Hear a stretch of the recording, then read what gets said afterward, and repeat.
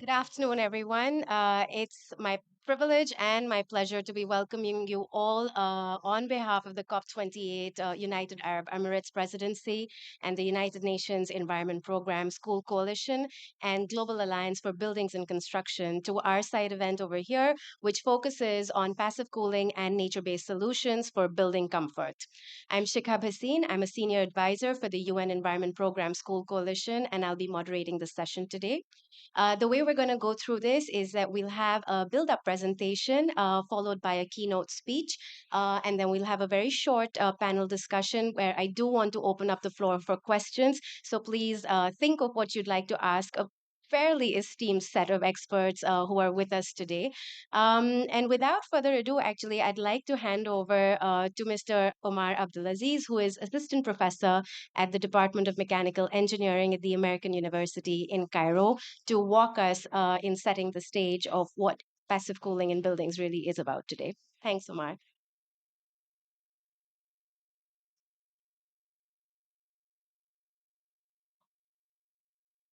Thanks, Shika. Today we would like to. Oh, Lily. All right, that's me. So hello. Today I'd like to talk about passive cooling for nature-based solutions in the building sector. And this is the agenda. I would like to first set the stage and say we had the release of the Spotlight report, which is keeping chill in a warming climate. And then talking about adaptation guidance, the sustainable cooling for all, and a case study in Cambodia. So our report that was just published in at noon today, we reviewed relevant regulations from 192 countries. I wish I have something I can read from, but so excuse me if I look back and forth. So we reviewed regulations from 192 countries to look at policy solutions or three key policy regulations: MAPS, building codes, building energy codes, and environmental regulations, and how they can work together in collaboration in order to push the cooling emissions forward or reduce cooling emissions. We found out that at least in 80%, there is at least one cooling action is available in 80% of the countries worldwide. And this is a key finding of our report. We found out that 115 countries have MEPS, minimum energy performance standard, available right now. However, in Asia, Oceania, and Africa, the penetration of minimum energy performance standard is not as good as we see elsewhere. Then, when we look at building energy performance standard, the story is not as good as minimum energy performance standard. We only have 83 countries have building energy codes, and even with those 83 countries, the implementation varies significantly, and that makes the picture more complicated. So, as we talk today about passive cooling solutions or passive cooling strategies, we have to be very careful about that. When we talk about the Kigali Amendment to the Montreal Protocol, more than 150 countries have ratified the amendment to the Montreal Protocol, which is very encouraging. More to come. But as I said earlier, we need all three key actions to work together in an integrative way in order to push the limit and reduce global cooling emissions. And as we see, uh, oh, it doesn't look as good here, but as we see on the top right corner, we can reduce emissions by 60% by 2050.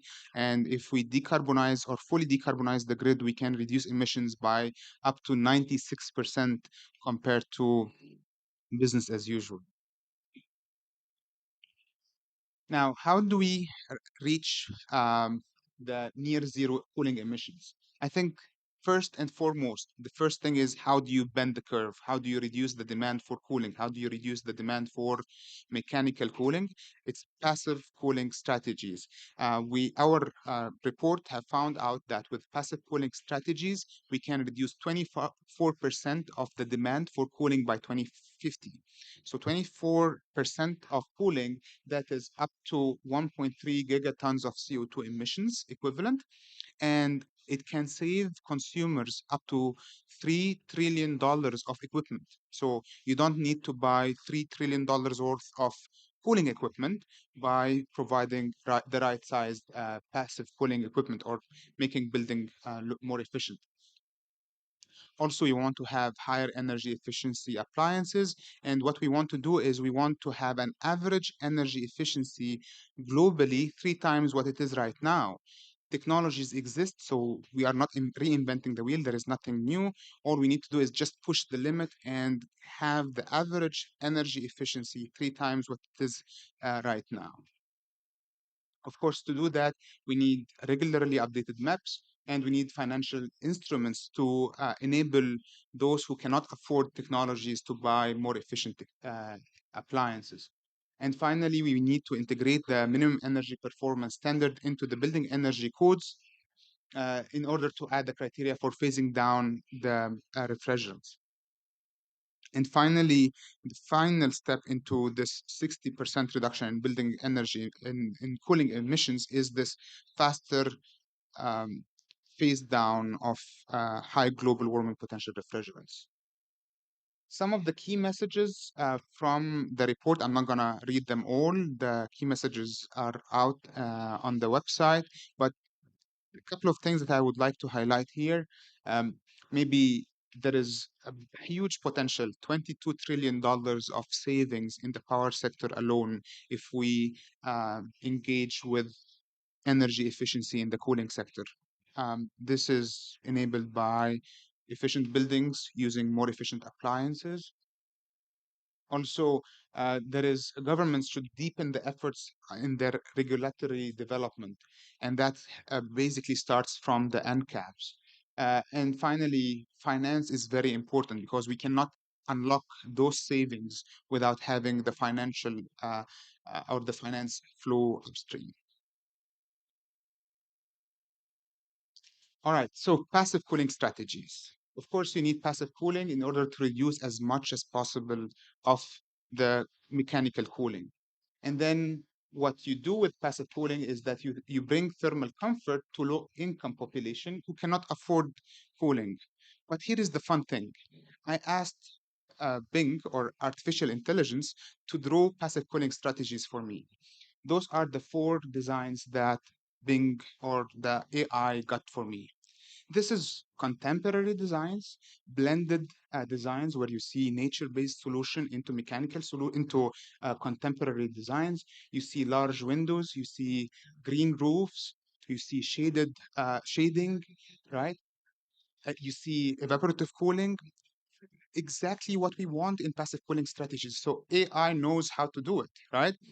Can we make this cost effective for the poor population, for the vulnerable population? That's a big question. I'm not sure AI can do it because these designs seem very expensive.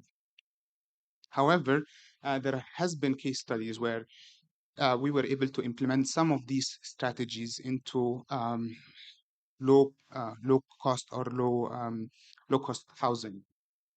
Uh, Adaptation guidance, many documents exist that provide information for adaptation guidance for how to build um, buildings to be more efficient.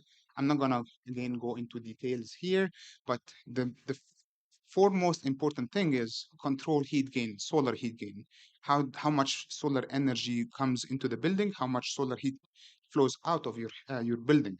So when you have a lot of solar energy, make sure that as much as it goes in, as much as it goes out, and you want to make sure that you have good insulation and good ventilation.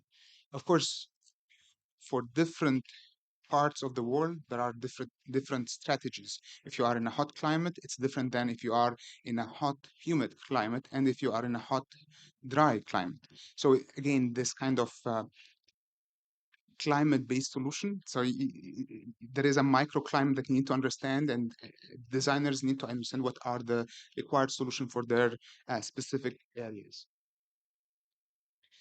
Orientation, building orientation is very important.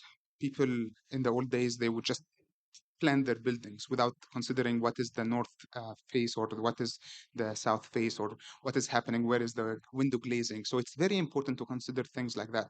I remember when I was living here, a few years ago, and those tall buildings were coming up Sheikh Zayed Road with all uh, glass facade facing south. Crazy, right? So again, this is very important to understand what is the gravity of putting the building orientation up front. Also, making sure that we have this social element because buildings are built for people. Buildings are built for people to live in and connect. So you don't want to have building that disconnect people from each other. It's part of the social development that you have. These are some precedents, and you can see here on the top, you can have mass clusters that provide both the shading that you need and also guide windows. And this is cheap, right? Um, I'm told to stop. Uh, so I just want to highlight here that in Cambodia, there has been case studies for buildings that were already providing passive cooling strategies. And for example, this institutional building, we have vertical shading, which are the vertical shades near the windows, wind catcher to provide air cooling, evaporative cooling near the ponds, um, large hotels, again, big opening, and even for the low cost housing, we have louvers for air to come in. So thank you.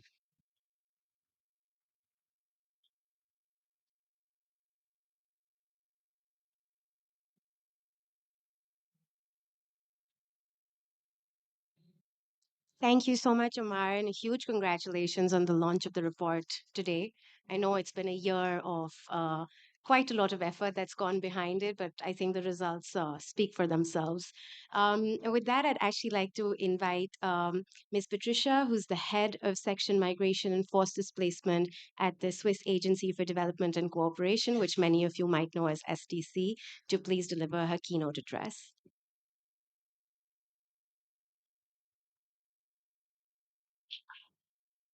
Good afternoon, and thank you very much for inviting the Swiss Development Corporation to provide a few remarks at this event. And I'm not going over the problem statement, but just 2 points. Why is this an important topic for SDC? Of course, we're coming at this topic from the poverty reduction lens. For us, it's important that those who are most impacted by the heat waves, by heat in their homes, uh, who have the least means to adapt, are people who are vulnerable, people living in poverty. That's one angle to it. And the second angle is it's important for us that they are part of the solution. And I wonder whether the AI has already captured the voices of people in developing countries to come up with buildings which are actually also including their perspectives and their ways of contributing to this conversation. So that is it for why it is important for us. Now, what is the Swiss Development Corporation doing on this concretely on the ground? We have been working mostly with China, with India and Latin America to test models in terms of promoting passive cooling and nature-based solutions for buildings such as through the installation of thermal isolations on roofs and walls, reflective surfaces, shading of windows as part of the building programs in these countries. And with these building programs, SDC has been able to show that passive cooling measures and adapted building designs can reduce the indoor temperature in buildings by 3 to 6 degrees Celsius and save from 20 to 40% of energy, depending on the type of building and climatic conditions. So urban passive cooling solutions can also help countries to achieve their nationally determined contributions under the Paris Agreement. And I'm going to conclude with our latest program, which is a program that we are just starting up together with UNEP, supporting India's cooling program in collaboration with the Indian government in the area of sustainable cooling and in the implementation of the India Cooling Action Plan. So what is the goal of this program? First, to strengthen passive cooling policies, for example, through building codes at national and state level. Second, to accelerate investment and access to public and private finance at state level for mainstreaming passive cooling and heat resilience in buildings and public spaces, and to enhance knowledge and capacity of the building sector stakeholders to increase action towards adoption of passive cooling. And fourth, since our mandate is sustainable development and poverty reduction, to make solutions available to low-income households and to ensure that they are part of the discussion on how these buildings and how these houses should look like. And since those who live inside homes are mostly the women and the elderly, I want to conclude by also encouraging you all, because my perception of this business, but correct me if I'm wrong, is that it's still quite male dominated, the engineering domain. So there are a lot of women out there who can be involved in terms of finding solutions that work for them. And then hopefully we can see in a few years an AI building fully constructed by women. So thank you very much, and I look forward to the discussion. Thank you so much for that, Patricia. And I have to say that at UNEP, we take women in cooling very seriously. And in fact, if Lily would have made it, we would have had one woman more than the number of men who are speaking at this session today. But at least for now, still, we're equal. So I think everyone in the audience has now heard the kind of impact, right, that passive cooling really holds at a global level when we think about getting to near zero emissions from the cooling sector. Omar pointed that it's 24%. Patricia spoke about what the percentage point reductions and the Celsius reductions really look like when you're talking about localized solutions. So to really look at what the challenges are and what we need to do to get there, because clearly these solutions do exist. I'm going to turn to my panel to answer the hard question, to give the hard answers to this fairly easy question. And we're joined by Dr. Hak Mao, who is the Director of Department of Climate Change, Ministry of Environment at the Government of Cambodia. We have with us Mr. Hong Peng Lu, who is Director of the Energy Division at UN ESCAP, which is the UN Economic and Social Commission for Asia and the Pacific. We have with us Dr. Sunita Purushottam, who's Head of Sustainability at Mahindra Lifespace Developers Limited. And finally, there's Michelle Farrell, who is Senior Operations Officer at IFC, the International Finance Corporation. So I'll kick this off with you, Dr. Mao, if that's okay. Um, we know that the building sector is going to explode by almost 14 to 16 million square meters per year until 2040. And the highest growth is going to be seen in the residential sector. So we'd really like to hear from you on behalf of the Cambodian government about, what the potential really is for passive cooling when it comes to this built environment. What are some of the projects that are going on, and how is the government trying to accelerate this move towards passive cooling?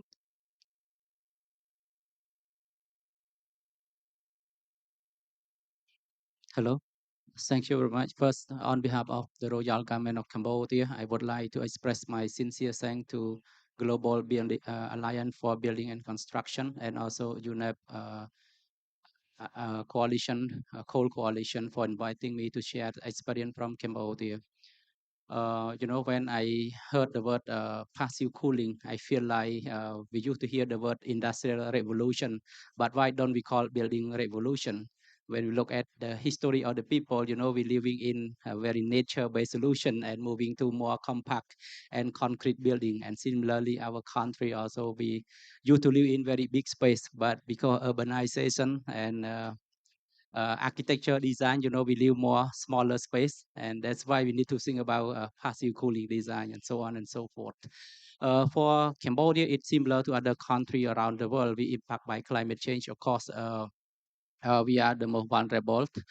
We experience flood, drought, and right now we experience another important impact we call heat stress. Impact all of different sectors. In 2019, it impact to school. Even the government start to change the study hours that the the student have to move time close to the evening times that the weather it look better. And also in government sectors, a lot of government impact by heat stress. Our assessment show that by 2050, because heat stress it will impact our work productivities around 2 billion US dollar. I think it is very big impact for the countries. And of course, when we look at our modernization, increasing urban development, the people move to live in the city, it's more compact. And of course, a lot of energy consumption, we see the increasing almost 3 or 4 times compared to our 1980 or 1990. So this is, we would say that the building sector is very important for the country that we need to consider. Beyond that, because of economic development and population growth, more development happen in the countries, more people come to live in the cities, and we need to, of course, every people at least they need to have a house, or we call the place to live. And our country, of course, when I come to this country, I see that their building look very broad and the design is very good. But in our country, it's more compact that we need to consume a lot of electricity for refrigerator and even for a fan, And some season the fan not comfort for our people. You need to use refrigerators. So I think this thing we need to consider the concept of passive cooling design. And when we look at our government policy and strategy, I would say that the royal government of Cambodia really flexible country that we adapt to the upcoming situation development of the world. First, the country develop a nationally determined contribution where we commit to reduce emission by 41.7% by 2030. And building sector is one of the important sector contribute to our emission reduction. Besides that, we develop our long-term strategy for carbon neutrality. We expect to become a carbon neutral target by 2050. And of course, energy sector, including building, is very important for our country to achieve this target. Of course, in order to attract the investment, the royal government of Cambodia also adopt investment law where we provide incentive for green investment. So it means that for the investor who want to invest in a green investment in Cambodia, it's open for them. And in addition to that, recently the royal government of Cambodia just adopt we call pentagonal strategies, where climate change and sustainable development is very important. And also the government promote energy efficiency improvement and also promote the renewable source of energy in the country. Uh, with the support from UNEP's cooling coalition, we developed a national cooling action plan. Okay, where we expect that promote our country to be clean, green, and low carbon society. And when we implement our national cooling action plan, we expect to reduce emission by around 17% by 2040 compared to our baseline 2020. So I think it's very important for the country to introduce this concept. Thank you very much. Thank you so much for that. And I'm sorry, but I will have to keep my speakers to time because we have a segment. We have to clear this place up at 4:30. I've been told by the organizers. So please excuse me in being a little strict with the time today. I'd like to move on to Hong Peng now, because as we're hearing, there are government efforts, as in Cambodia, where there is leadership being shown. But what we want to also really understand from you is what is the level of awareness, because you'll start acting on it only when that awareness comes in. And so what is that general sensibility of awareness when it comes to the benefits of passive cooling strategies in the larger Asia Pacific region? And how do you see the role of international partnerships, in supporting this movement? Thank you. Thank you for this opportunity. I think it's very important as we know, the launch of the global cooling pledge. So at this COP28, I think this kind of a discussion is awareness building. It's exactly you have more people to understand this. In particular for countries like in the tropical area or even in the Southeast Asia, this kind of area. So you really need the cooling the whole year round the cooling for residential areas, for offices, and also the cooling chain for agricultural side. Well, I remember there's a very famous kind of saying from the founding father of Singapore, Lee Kuan Yew. He said that this is the greatest, greatest invention of cooling, the aircon. It's improved the efficiency for the government officials. Before, like in 1950s, in 1960s, in those tropical countries, people only work probably for 3 or 4 hours each day. But when they have an aircon, and then they maintain the services to the public. I think that's one story actually you see with this cooling technology. You really improve the efficiency. You improve the efficiency. You improve the savings of those kind of agricultural product. So people, have all this kind of intention whenever there's possibilities they can have this system.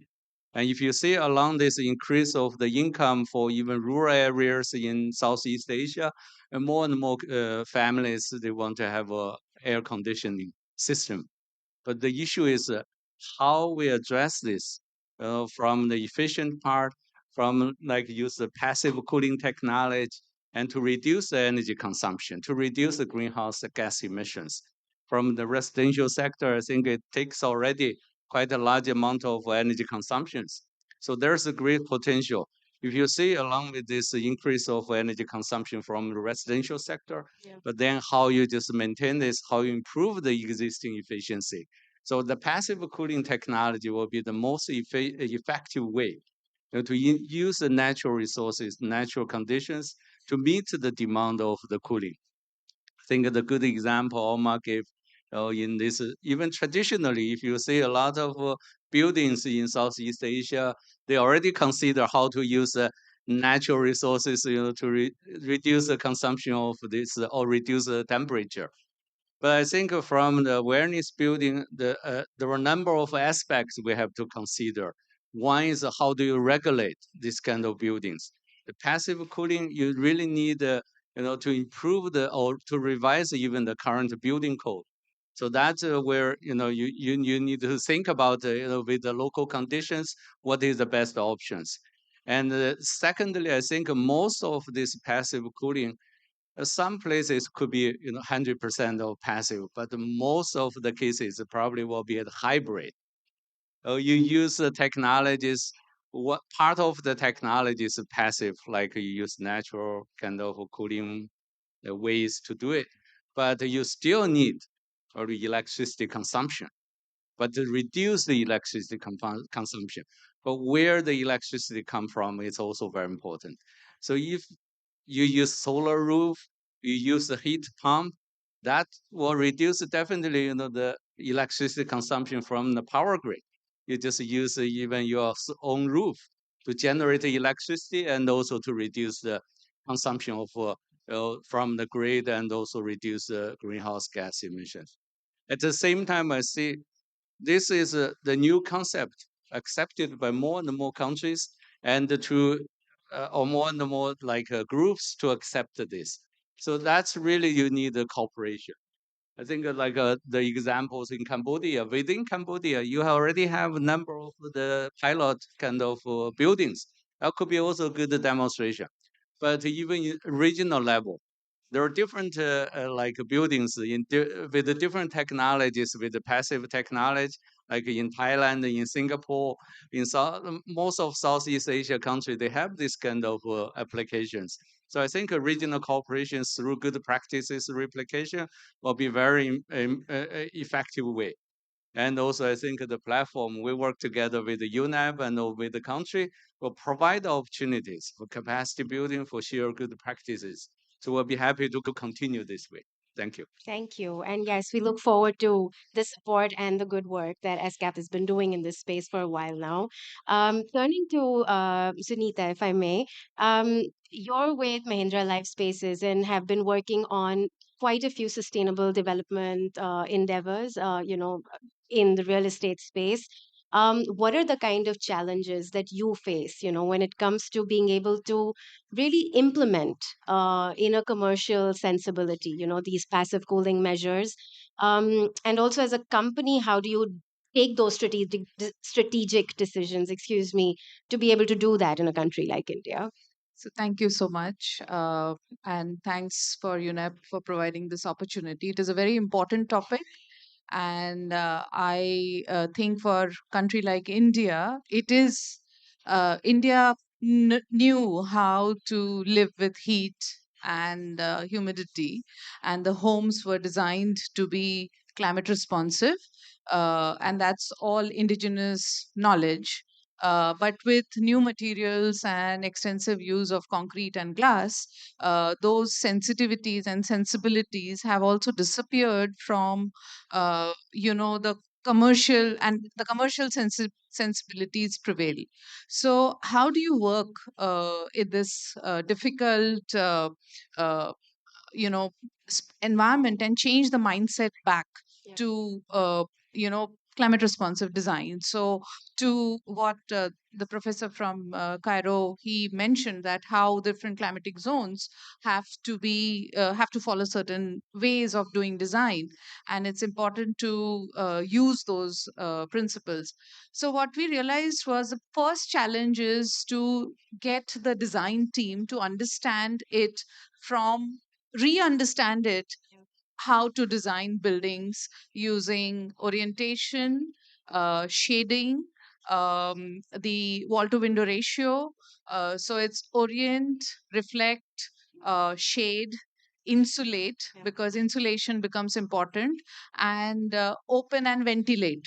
So I just wanted to put this out, but this work did not come easily to us. So we had the support of the Swiss Development Corporation, and we did 9 projects together with the technical partners through the technical funding that SDC provided, and that supported us to go back to the business and say that what is the energy saving that the customers are going to get, Right. what is the degree discomfort hour reduction, that is the thermal comfort that the customers are going to get.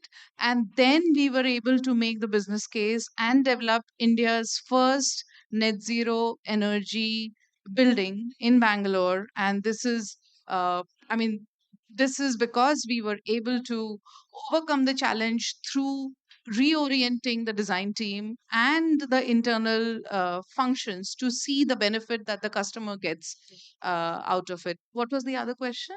It's Uh, actually, you've answered it in part, because what I was trying to understand from you is, how, as a company, like, why did you make that strategic decision to do this, right? yeah. And I think that's what you started with. No, but there are other things to it. As Mahindra Group, we are committed to sustainability.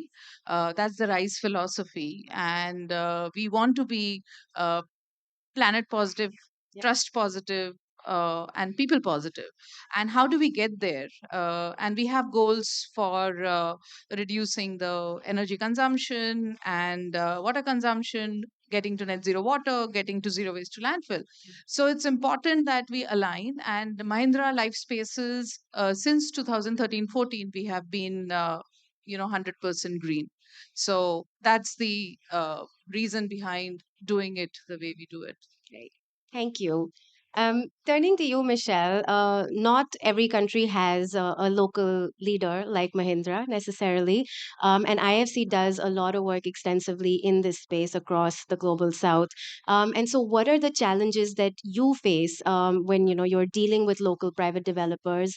And how are some of the ways in which you actually build that capacity to make it successful in developing countries? Absolutely. And thank you so much for having us here on the panel today.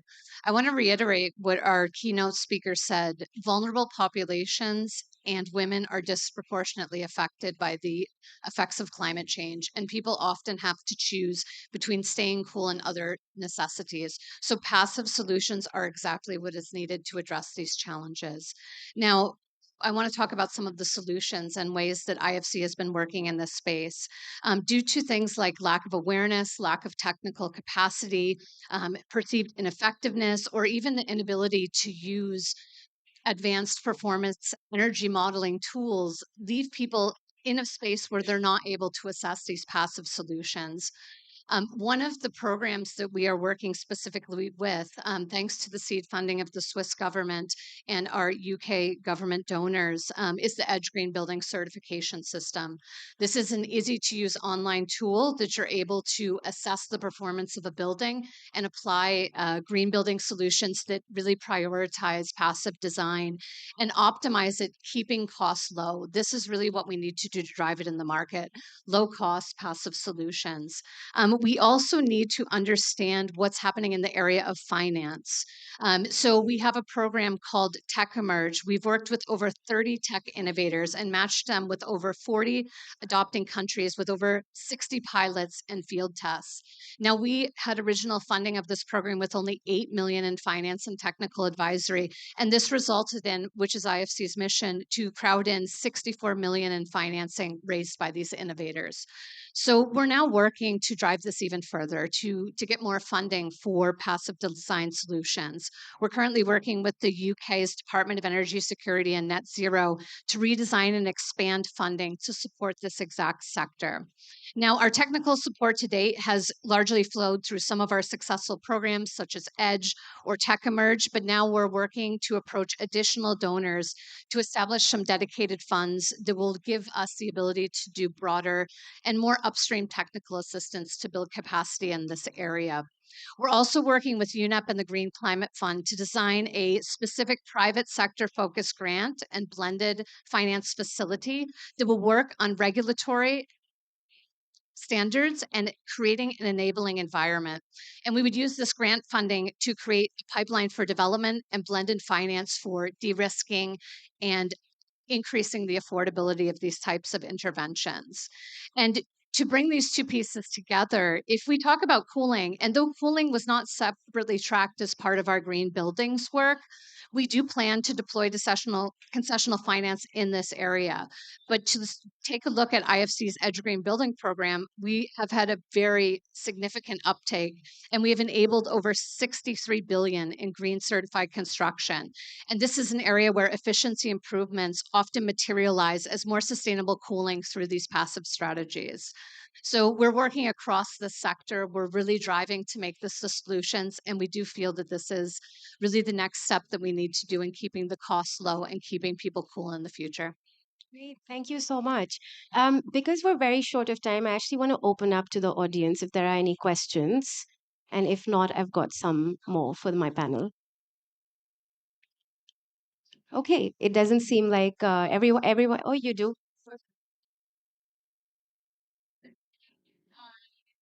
The privilege to have our partners from India in terms of reaching the vulnerable population by providing this solution. What's your experience?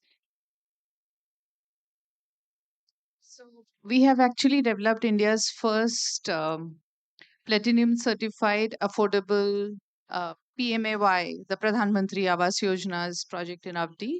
And it was designed by Ashok Bilal. And it was designed to be passively cool thermally thermally comfortable, and it's in Chennai. And our it is a vibrant community. It has got a lot of nature integrated into the development, and I feel we need to see a lot more of these kind of developments. So where we use the community spaces to cool, provide great spaces which are ventilated, and it is now a very vibrant community in Chennai. Are there any other questions?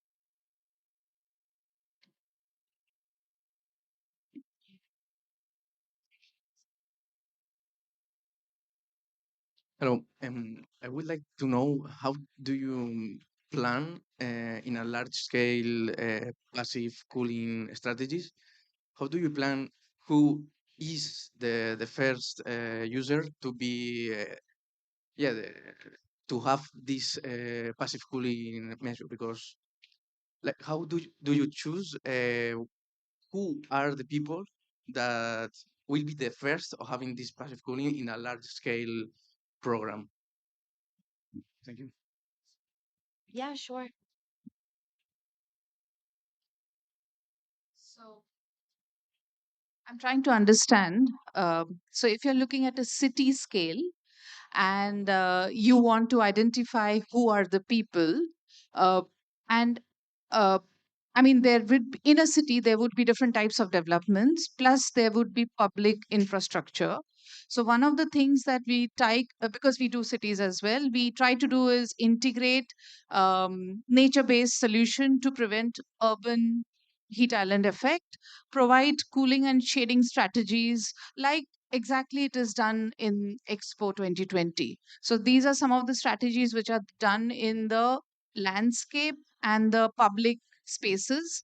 The other is that all the human habitable spaces architecturally would be designed to orient, shade, reflect, and therefore the orientation and the massing. So we look at it from the design and the massing perspective, and it is influenced by the entire architectural design of the different spaces. So it's keeping both the habitants plus the public spaces cool would be the objective. Yeah, I hope I have answered. Yeah, I would also add to that it's kind of a widespread knowledge building and capacity building that we work to do. And often when you're using tools like Edge for green building certification, when you do the assessment and the knowledge and awareness is built, you'll find that the passive solutions are the most cost effective. So when that is found out and discovered by the market, it actually can be the preferred business case for green buildings. So we want to be able, by building that capacity, it makes sense to do passive solutions. And this is the business case for it. Great. Thank you so much. And with that, I'm officially going to have to close the panel discussion. I would request you all to please give them a huge round of applause and then invite Jonathan from Global ABC to offer some closing remarks and officially wrap this up. Thank you. Thank you, Shika. Definitely first want to thank all the panel for your interventions. I think the key point here is passive first. I think the issue is like at some point before we were all building in our climates in which we were living, and we were actually building the buildings that were responding to the climate where we were. And then at some point we had concrete, steel, glass, which offered a quick solution to build nice big buildings for all of us. And then we had air conditioners that were there. And then we said we can have comfort everywhere. It's not a problem we can build. But now we realize the consequences of some of the nice technology that we develop as human beings. We have great ideas, but there's also a backlash. So I think it's really time to get back to putting these efforts on the passive cooling part. There's a lot of solutions that have been there for a long, long time that we've forgotten about, and I think that we can bring back into the way that we construct and also live in our buildings. Um, Building codes. Currently, there are actually a very limited number that have what we call building codes that are aligned with net zero buildings. So Currently, there are only 3 countries actually in the world that actually really have the building codes that fully align with net zero energy buildings. All the rest still needs to get a lot of work to get there. And when we talk about Africa, most of the countries don't have building codes yet. And then there are a number of countries in the world that have building codes, but enforcement is an issue, and they are still not really the building codes that we need to transform the sector. So definitely some work to do there also on the building codes. And we, as the Global Alliance for Buildings and Construction, we join forces with the Cool Coalition because we want to make sure that actually this point on passive cooling is something that we work together on, because we have the whole community working on buildings and construction. You have the community working on cooling. And I think the 2 communities need to work together to take this agenda forward. So that's my final message that I wanted to give here. And again, thank you very much, everyone, and thank you to all the participants.